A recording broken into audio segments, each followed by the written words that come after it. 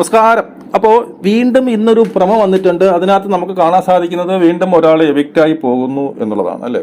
അതായത് എൻ്റെ അടുത്തേക്ക് വരാമെന്ന് ലാലേട്ടൻ പറയുന്നു. 5 പേരെയും എണീറ്റ് നിർത്തിയിട്ട് നിങ്ങളിൽ ഒരാൾ പുറത്താകും എന്നുള്ള രീതിയിലുള്ള ഭ്രമമാണ് വന്നത്. അപ്പോൾ എല്ലാവർക്കും ഒരു സംശയം തോന്നും, ഇനി വീണ്ടും ഒരാളും കൂടി പുറത്തായോ എന്നുള്ളൊരു സംശയം സ്വാഭാവികമായിട്ടും എല്ലാവർക്കും ഉണ്ടാവും.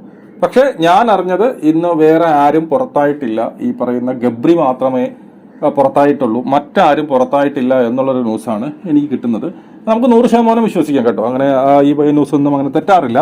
അതുകൊണ്ട് തന്നെ വേറെ ആരും പുറത്തായിട്ടില്ല എന്നുള്ളതാണ്. അതായത് അവിടെ ഒരു ക്യൂ കാർഡ് കൊടുക്കുന്നുണ്ട്. നിങ്ങൾ മൊത്തം ഒത്ത് ഉരച്ച് നോക്കുക, അത് ഒത്ത് കാണിക്കുക എന്ന് പറഞ്ഞിട്ട് പുറത്തോട്ട് ഇറങ്ങി വരിക എന്നുള്ളതാണ്. പുറത്തിറങ്ങി വന്നിട്ട് നോ എവിക്ഷൻ എന്നോ അല്ലെങ്കിൽ ആരും ഈ പറഞ്ഞ നിങ്ങൾ ആരും പുറത്തായിട്ടില്ലെന്നോ അങ്ങനെ എന്തോ ഒരു ടെസ്റ്റാണ് എന്നുള്ളത്. പിന്നെ ഈ പറയുന്ന രതീഷിന്റെ കേസ് പോയിക്കണെങ്കിൽ, രതീഷിന്റെ കേസ് രതീഷ് പോയില്ല എന്നാണ് എനിക്ക് തോന്നുന്നത്. രതീഷിന്റെ കേസിൽ ഒരു അറിവുമില്ല കേട്ടോ.